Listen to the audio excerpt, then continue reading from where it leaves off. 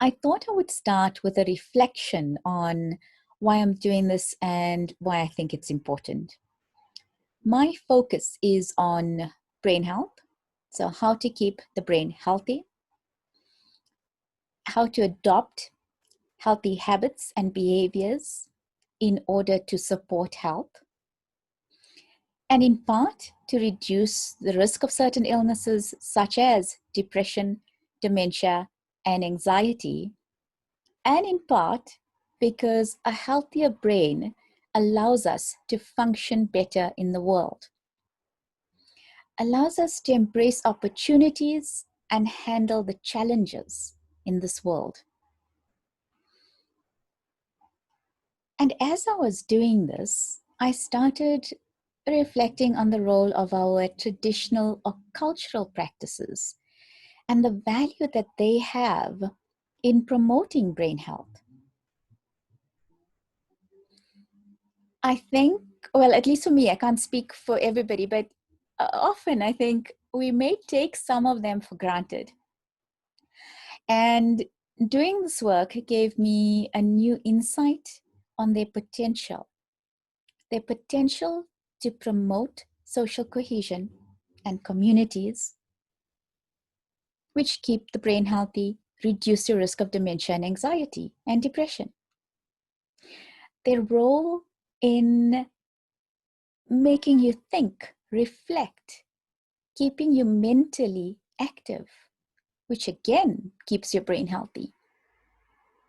The use of art and music and dance that happens so naturally, sometimes we don't even consider them as art and music and dance. It's in our temples, our churches, our city streets.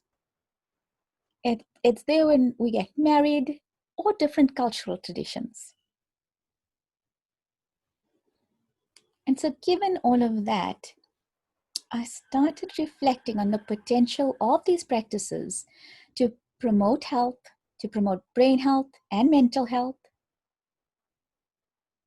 And more than that, how do we tap into it and support them to actually do this?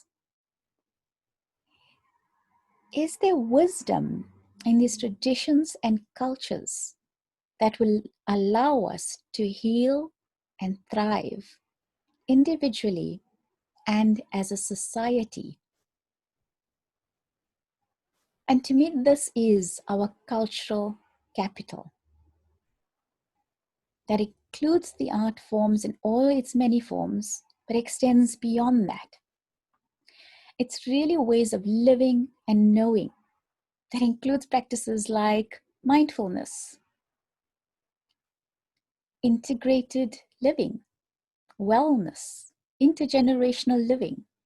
All are completely integrated in our systems of living, our cultures and our traditions.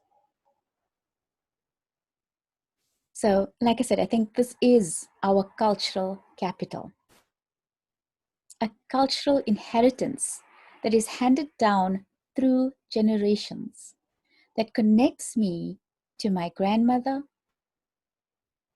and to my ancestors. And what happens if we lose this invaluable resource? What value system or lifestyle will replace it?